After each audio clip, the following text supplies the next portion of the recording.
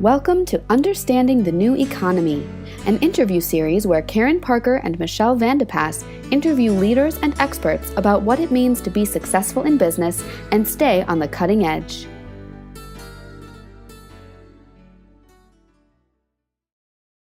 Hi, Michelle Vandepass here, and you're really going to enjoy my interview with Slade Robertson today. He talks about intuition in business and why you really have to have a structure around using your intuition. You can find out more about Slade at his website, sladerobertson.com. Welcome.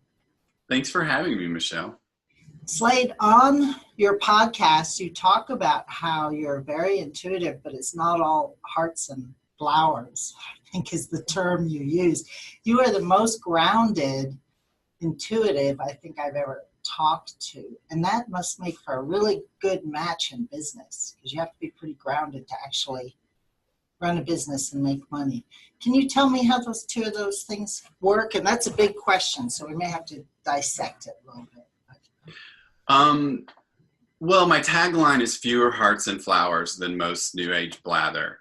And there's a story about how that evolved, this cheeky little tagline. But the philosophy and what I was trying to communicate with that is I'd spent most of my teens and 20s absorbing and reading New Age material, spiritual material, philosophical material, pop psychology, all of it. And I kind of got to a point where I was really aware that what was missing for me was, where does the rubber meet the road on all this stuff? I have a very magical worldview, but I'm also a bit of a skeptic and a bit of an agnostic. And I don't think that, intuition is necessarily attached to religion in any kind of way. So one of the things that I really try to kind of constantly communicate with my clients or with the listeners to my podcast is, all this stuff is great, but what can you do with it today that's going to impact your life in some kind of practical way? It's a really cool story to be told, who you were in a past life or whatever. But how is that going to impact the challenges that you're experiencing? What can you do in terms of actions based on that information that might make your life here on this plane, in the third dimension, in the real world, better on a daily basis? So that's the thing that I'm always looking for. And I suppose when it comes to business is a practical thing. It is a blend of creativity and psychology and experimentation and all those things that lend itself very well to using your intuition. So you mentioned that you don't really prescribe to any religion, and that you don't see the two of them intertwined as much. But what about spirituality? Because out there in the bloggerverse or the Weberverse, whatever, people are always talking about how intuition is part of spirituality. Well, it definitely can be if you want to define it that way. It's absolutely a tool of the spiritual, but not religious. It's also something that I've found that people who are particularly religious do rely a lot on faith and are more open to miracles and supernatural things and things that are unexplained. So I'm not really passing a value judgment on, that you can't be intuitive and be all of those things. It's a range. But what I found so much in New Age material was a bit of a religiosity or a bit of a connection always to the supernatural in some way. And for me, that's cool if I want to meditate and contact my spirit guides and ask them for guidance, or if you want to pray and ask for guidance. But, we all have access to some still small voice within us. And what you choose to believe the source of that voice is kind of open. You know what I mean? Like, you can come at this from a purely clinical, psychological perspective and explain away the voice that you have within you. You can describe it as your, compass, your higher self, your guides, your angels, God, Jesus, wherever you want to take it. So what all those things have in common, though, at the end of the day is, what information are you retrieving in that relationship with divinity or with, some other part of your psyche, what is it telling you, and how can you actually apply that in your everyday life to make things better for you? Because if you can't do that, then what's the point? And that, I think, is where we get tripped up, right? So you have run a very successful business, a podcast for years and years. You're a writer, and you teach others how to use intuition and use it in their business. That's one of your many gifts. How do you know when to bring intuition in, or is it just always there?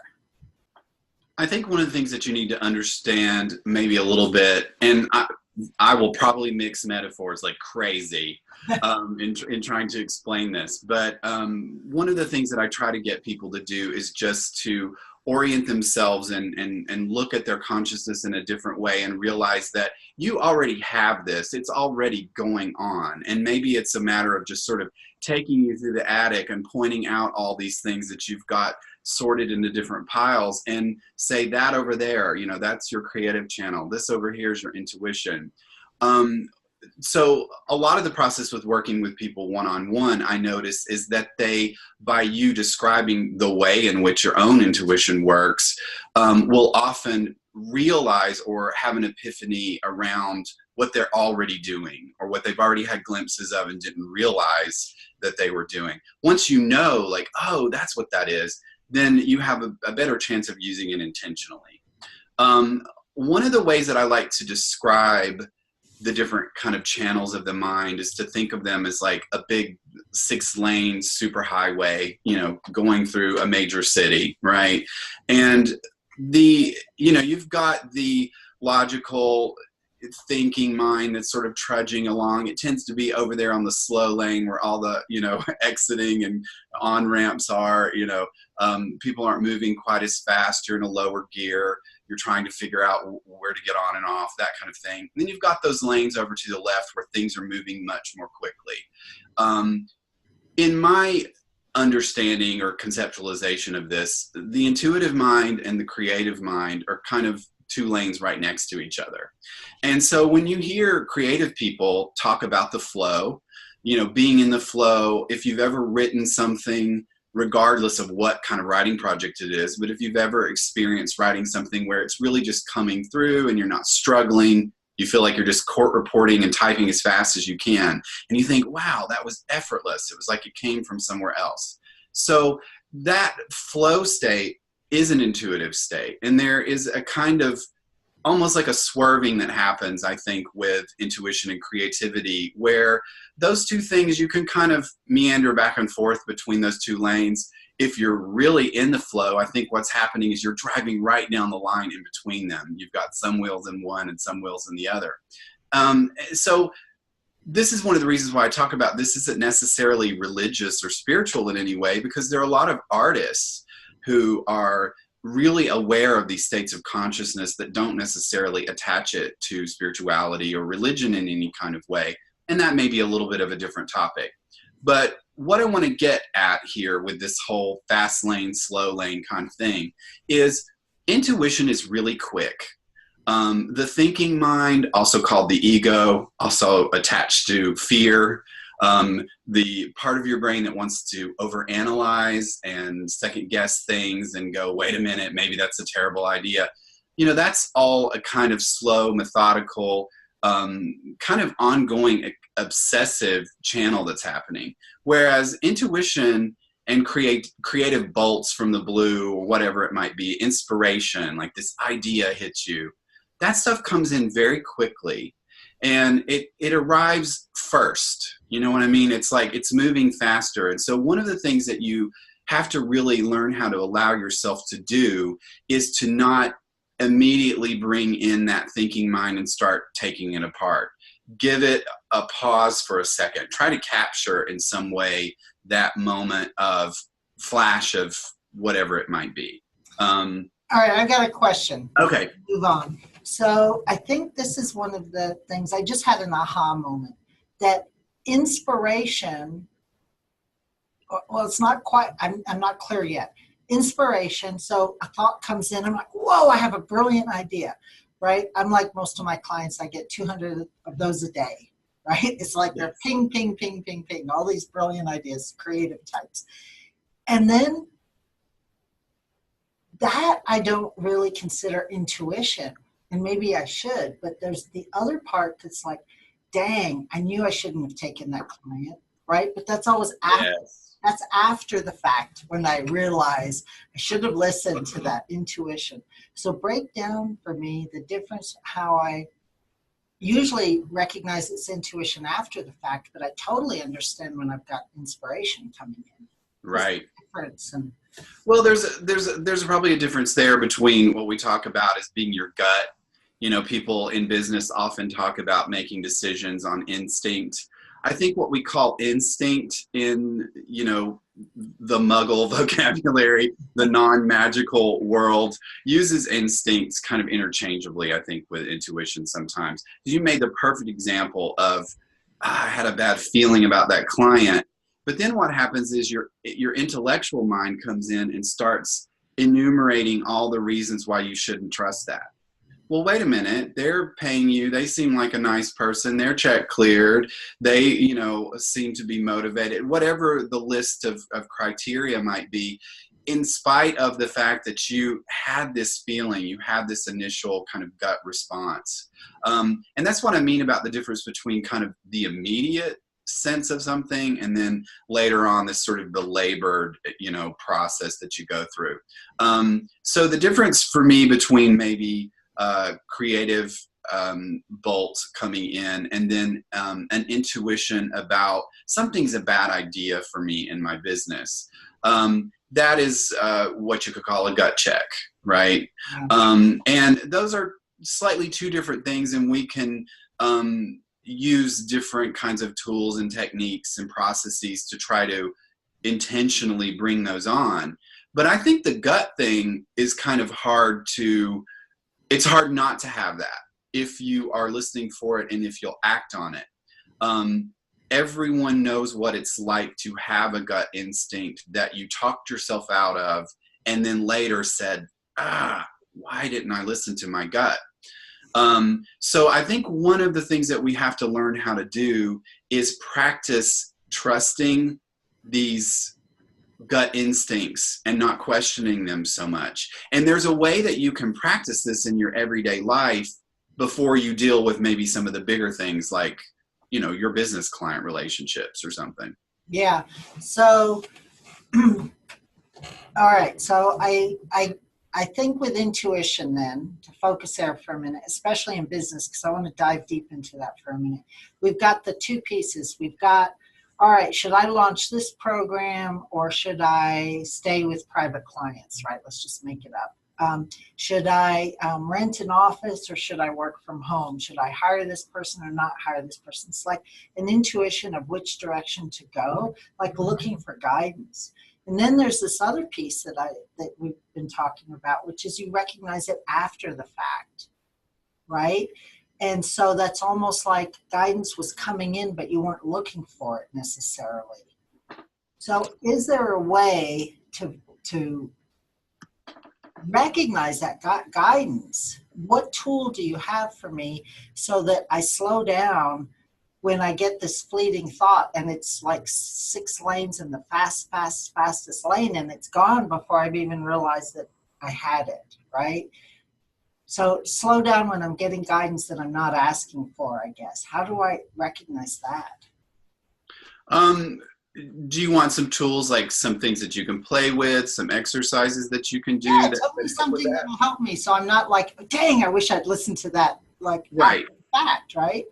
So I think just like with anything, having some kind of repetitious practice where you get really used to having your intuition working on a daily basis is just like anything else you do. You're not just going to go out and run a marathon. You're going to jog every day in order to condition yourself so that you can do those heavy lifts.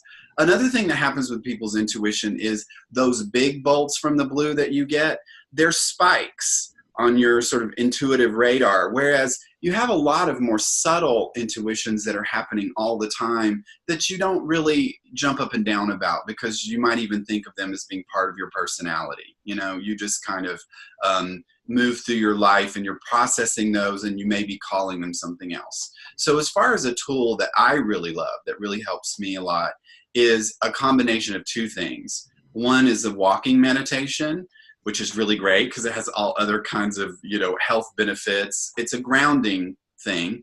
So one of the things that happens when people try to reach up into the upper chakras, their third eye and their divine crown and their, where their clairvoyance is coming in and all that kind of stuff, is we can tend to get a little frazzled and forget about the body. And just like with any kind of current of electricity or information, it needs to be grounded. So the walking meditation is an ongoing practice. We've all had the experience, right, where you have intuition hit you in the shower, while you're washing the dishes, on a long drive, those kinds of things. So it allows you to practice that steady, sort of quiet state of mind a little bit.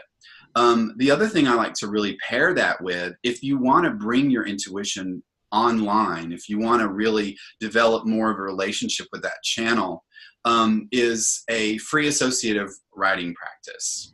And what that means, that sounds really fancy. There's even a fancier term called proprioceptive writing. What that means is you sit down with the timer on your phone for 15 minutes every morning while you're drinking your coffee or your tea, and you just talk to yourself. You just have a conversation with yourself on paper. Ask yourself these questions and write the answers, almost as if you're writing a script for you and your higher self. They're sitting in a room having a conversation. Maybe you just, complain and moan and whine about whatever's going on for 15 minutes. But if you do this on a regular basis, what you'll start to notice is there's a muscle memory attached to it. You automatically just kind of get into that zone the minute you hit that timer. And the reason why you do the timer is because of this idea of speed, right? That the intuition is fast. So you don't want to sit there and stare at a blank page and think about what the right answer is.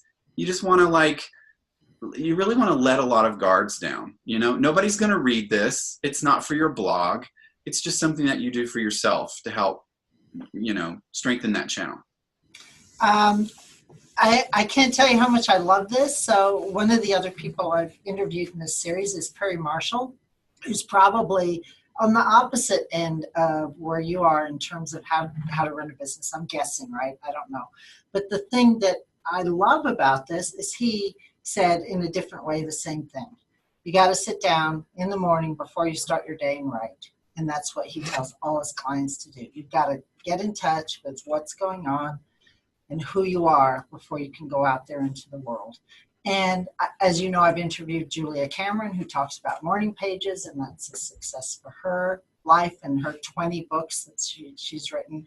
So it comes back to connecting with yourself first, right? And the thing that seems to work is the writing. Do you handwrite or type? No, I type because I touch type really quickly. And so the whole idea of being able to do it fast, I'm just chasing my brain, so whatever is most comfortable for you is what I tell people to do.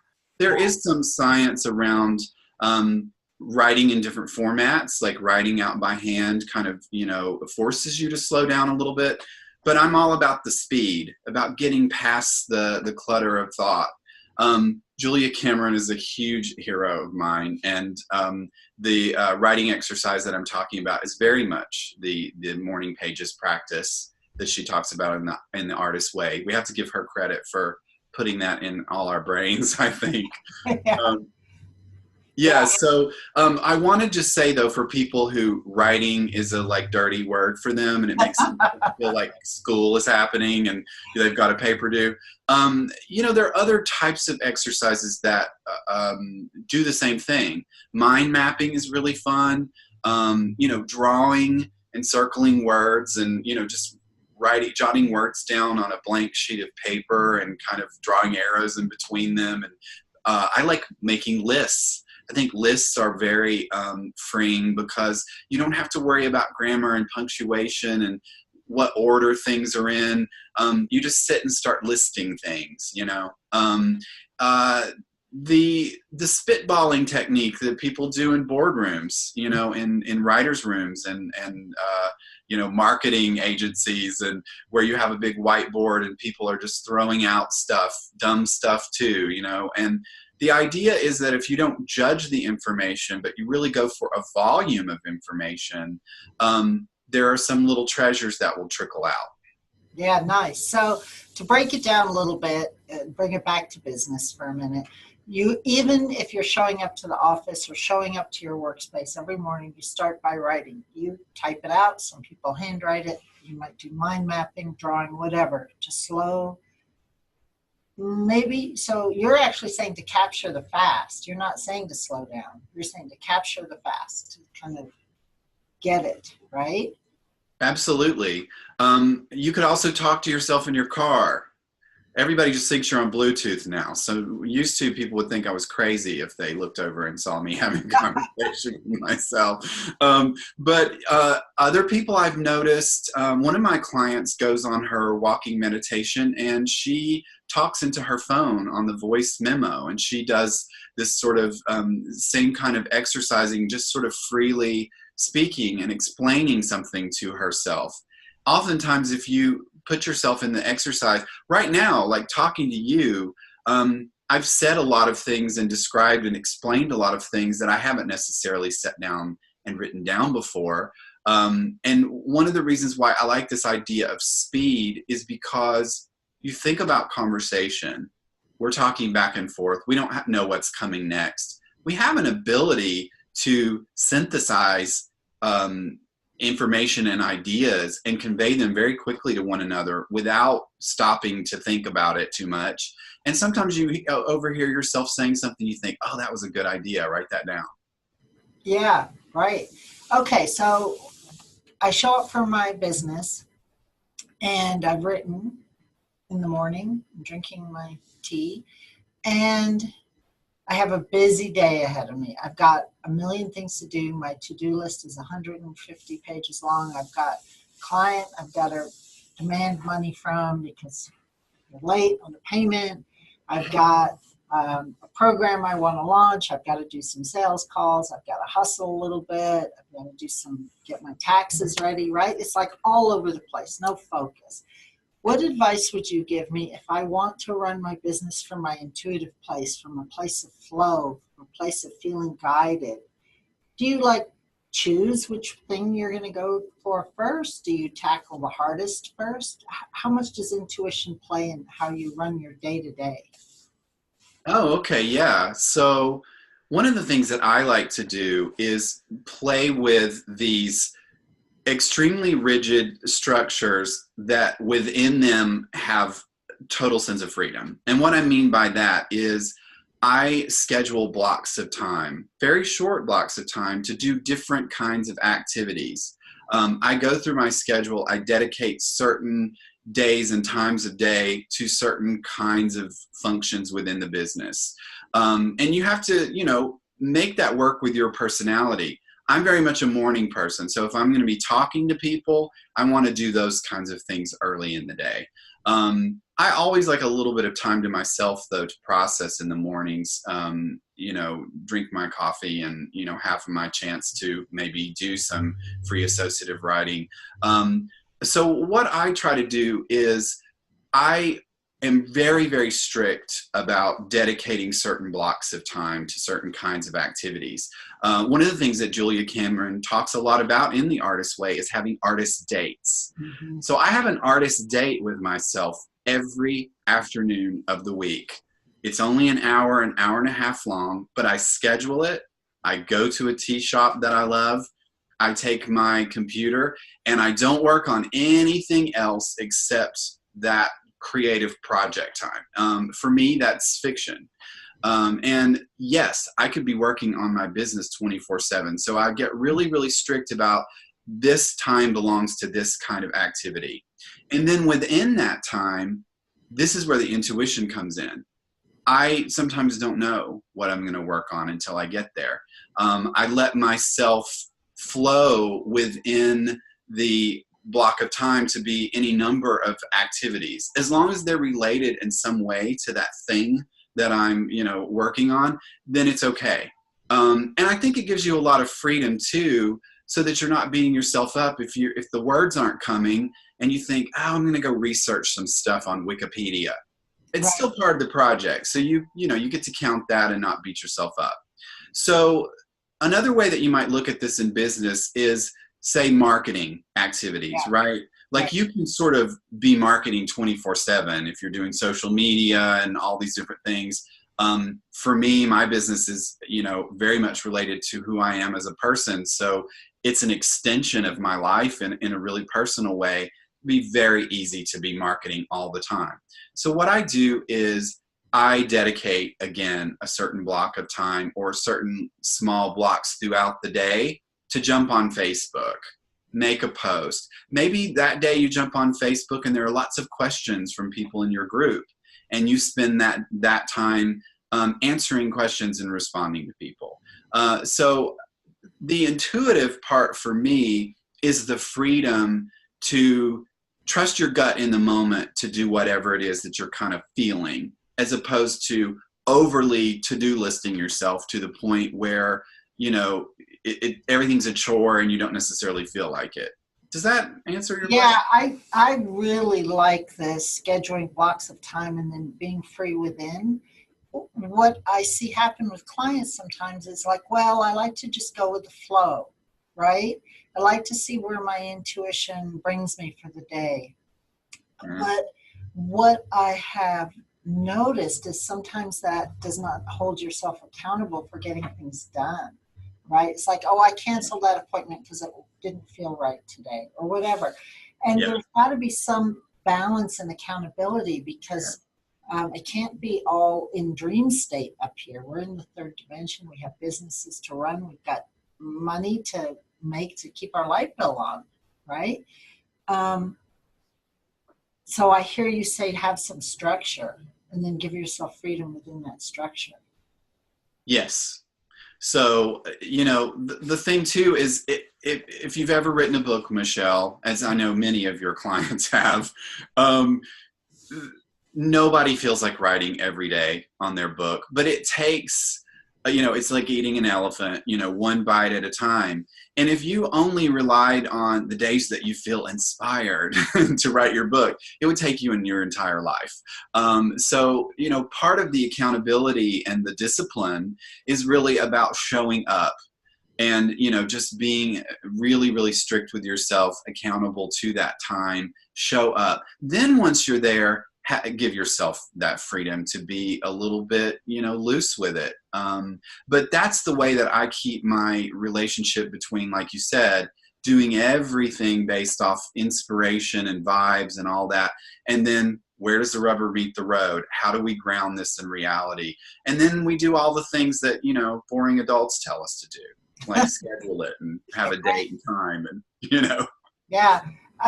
Stephen King wrote a great book about writing called On Writing. I'm always talking about this book. And one of the things that I remember is that he trained his muse to show up by showing up himself at the paper, pen Yes. and paper, every single morning at the same time. And by doing that, after a while, his muse would show up. Sometimes the muse would be in a bad mood. I think he likes to say it. Writing wasn't good, but he sort of trained that this is what we're doing. And then inspiration would come. Yeah. That's what I hear you say.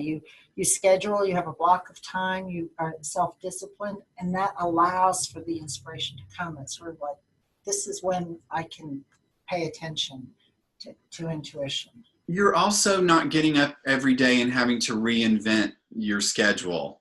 You spend a lot of brain time and energy on deciding what to do with your day. So if you set these things up as kind of ongoing, I mean, I'm like a cat, I want to do everything at the exact same time in the exact same spot all the time.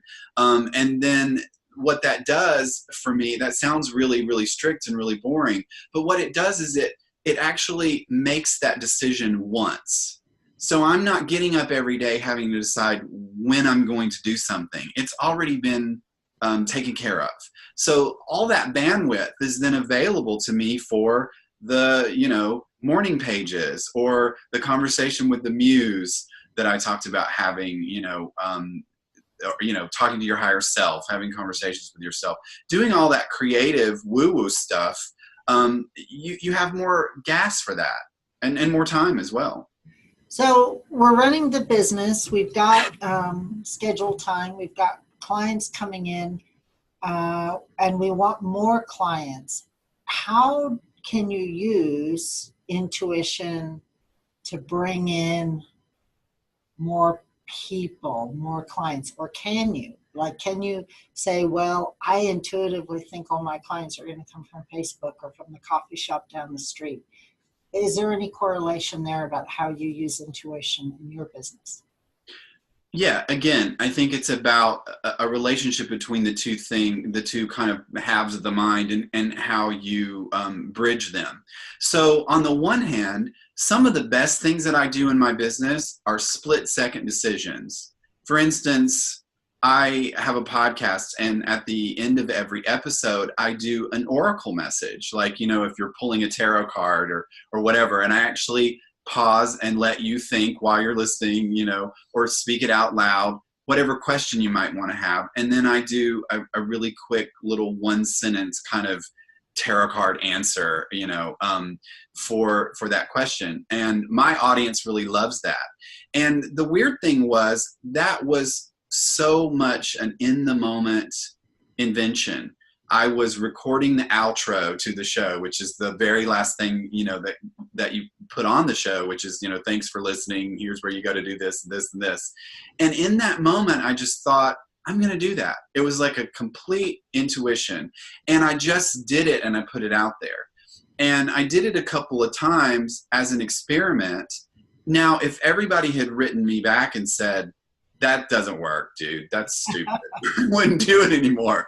But because I was willing to kind of just trust the speed, right? Like, here's this thing, I'm just going to do it right now. I'm not going to overthink it. I'm not going to go focus group it to death before doing it. I'm just going to stick it in, which is one of the great things about having like these small, nimble businesses that we have that are, very personal and small in organization.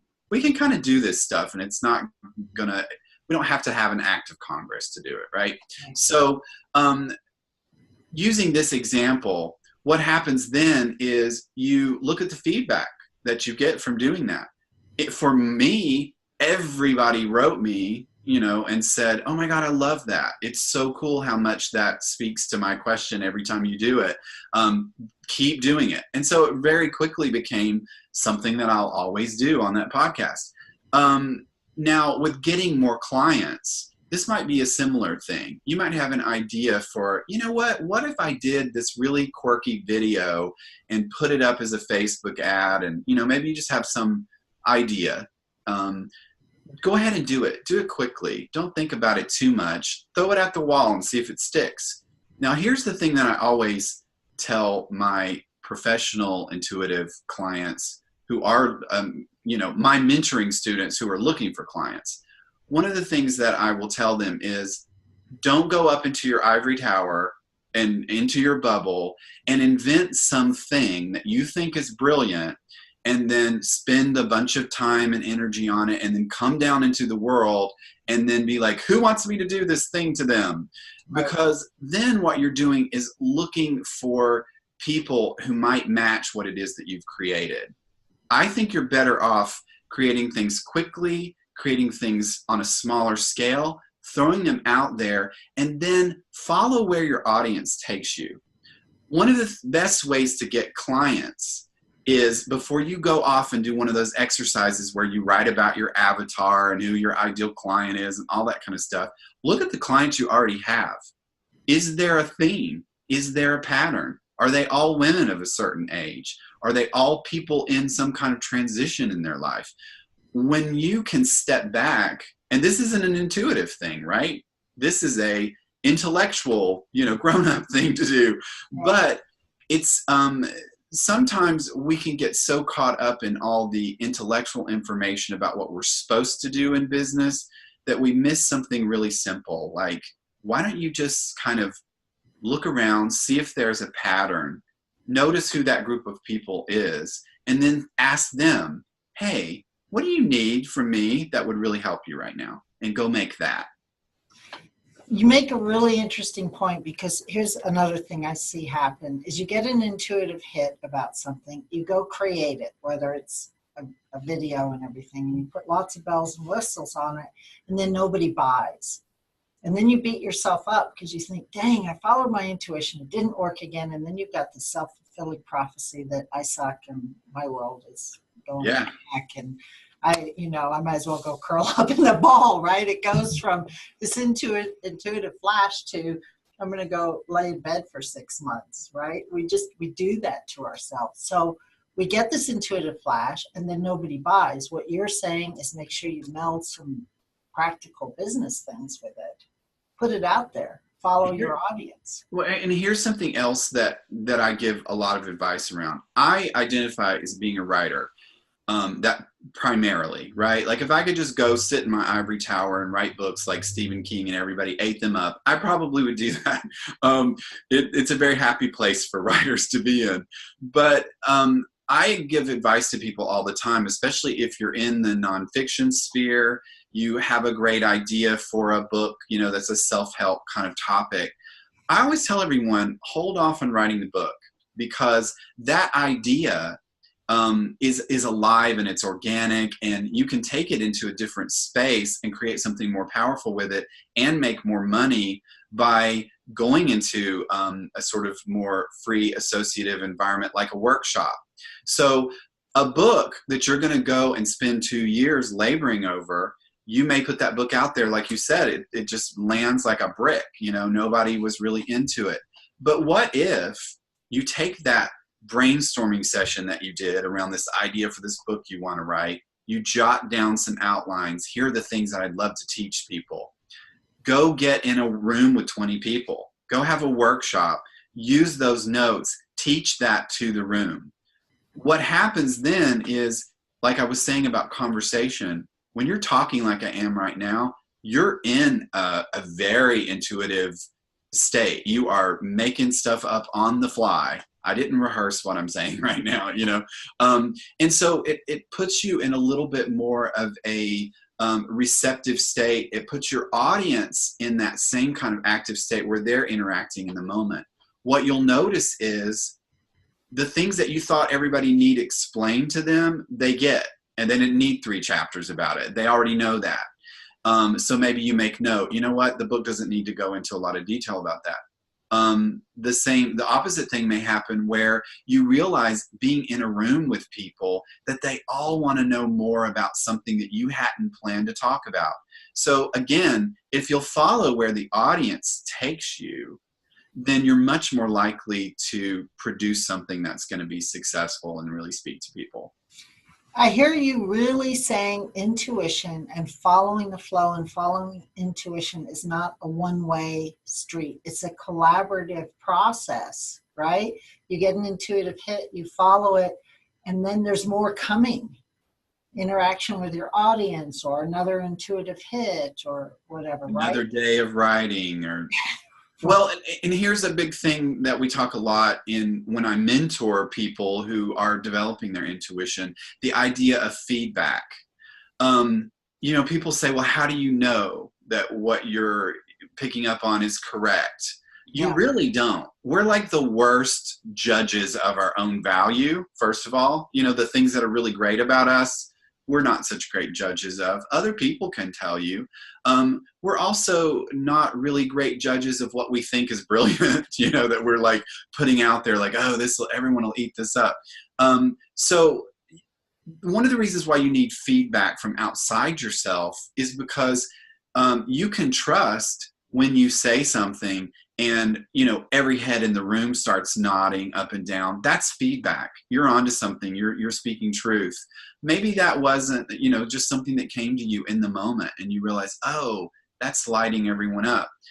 If you don't have feedback from outside your own head, if you're just sitting in your ivory tower in your office doing your morning pages and laboring for years over this pet project that you have.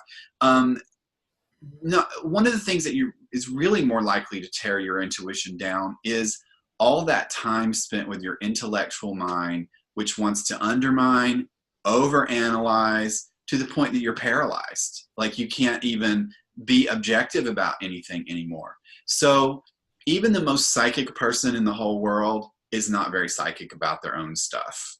We all need feedback from outside ourselves. We all need someone else to say, you know what, girl, that's a terrible idea. Don't do it. Yeah. I like this idea of getting feedback. You put something out, you get feedback. You put something out, you get feedback. And then you follow that flow. That feels really grounded to me. It's really easier too. Yeah, much easier. You know, we tend, especially those of us in the internet world, we tend to sort of hide out a little bit and don't get out into the world as much. And then you feel like you've shut yourself in. I hear that with clients. You know, I need to be seen. I need to get out there. I need people to hear me. And so it's like, okay, take a step, do it. You know, just go to the coffee shop. Get out of your bubble. Get out of your office or your workspace, right? All right. You also teach other people how to have intuitive businesses or how to take their creative ideas and be in the flow. You work a lot with creatives, as I do. How you take their idea and turn it into a business. And often the idea is around their intuition or their creativity. What advice do you give people who have some idea for a business and they feel like they're very intuitive, like maybe they want to be a healer or maybe they want to somehow bring their intuition and their creativity into business? How do you start? What's the first advice you would give someone?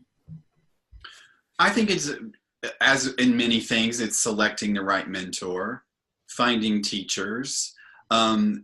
Take something that gives that some kind of structure, you know, take a class, go to a workshop. It's always going to be about other people, Michelle, right? So like go and find those other people, you know, whether it's an online group on Facebook or it's a workshop in your city that you go to on a Saturday afternoon, or maybe you pay to go to a conference, you know, that's a little bit more of an investment. Sometimes we do require a little bit of structure and somebody to create that accountability for us, but you're not ever going to be doing any of this stuff in a vacuum, right? And the way to learn how your skills really work and, you know, how they're impacting other people is a bit of, you know, kind of jumping in and swimming, right? So if, for instance, you are an intuitive or you are a healer, maybe you've studied some healing modalities or you've had experiences doing, you know, readings for your friends and family or something like that. Put yourself in a situation where you're working with strangers. So you're relying on your intuition more, you know, when you don't know someone, those gut impressions are much more, you're much more aware of them. And also being around like-minded people really demystifies the process sometimes. I know for me, when I first started thinking, can I really teach people how to do readings? Because, you know, maybe they'll do them differently than I do. You know, how can I do that? So the way that I investigated that was I went to other people's workshops and I saw really quickly like, oh, okay, it makes you aware of how you explain things when you listen to someone else explain it. But really the most important component, I think, is this idea of community, the right group of people to encourage, give feedback, make you feel like you're not the only person in the world who does this. It's very, very powerful. And no matter how isolated you are, thanks to technology, you can still get a lot of that. Yeah, yeah. And intuition in business isn't just for those who consider themselves intuitives or healers or any of those things. I consider myself intuitive, but I don't consider myself like a healer. When I had a brick and mortar business and I had employees, a lot of that was intuition. And it is the feedback. It's sitting down and talking with your team members and having feedback and then getting a thought about how you could help them be better team members, right? So I think we use these skills everywhere in our life, with our family members, with our friends, everywhere, not just in business. But when you demystify the intuitive process, and you're talking about having feedback, being a part of a community, I think it helps open it up, that it's intuition, you put it out there, you get feedback, and then it grows and builds from there. Absolutely. Yeah. And, none of this stuff is really going to work in a vacuum. Whether you're creating a song, or you have a great idea for an app, or you have an intuitive hit about someone and something that's going on in their life, and, you're retrieving that information clairvoyantly and sharing it with them. Maybe you're coaching people. I often think that, my readings resemble a lot of life coaching skills. I bring in those techniques. I also bring in, clinical therapy assessment to my clients as well. So it's a mix of things. I'm a big believer in eclecticism, like really embracing the fact that what makes your practice or your business, your style unique is all the stuff, that you've collected, all the weird things that feel like a bunch of random jobs or hobbies or whatever. They all have this way of kind of coming together. When you find what it is that you're supposed to be doing, you're kind of using all of it. You know what I mean? Yeah. Bring all of yourself to your project. You can find out more about Slade at sladerobertson.com. Anything you'd like to leave us with today? We talked about so much. What's the one thing you really want the listeners and viewers to know? You're already everything that you've ever wanted to become. There's nothing missing. There's not any magic bullet for you to bring in. The ingredients are all there. And I think that, you need to forgive yourself, trust yourself a lot more, be more playful, be more spontaneous. Make a fool out of yourself if necessary. Sometimes the things that you think are going to be so random and dumb end up being things that people really love. So my message is always that, you fulfill your purpose with every breath you take. You're doing it already. So, give yourself some credit and relax what that expectation might be. Beautiful. Thank you, Slade.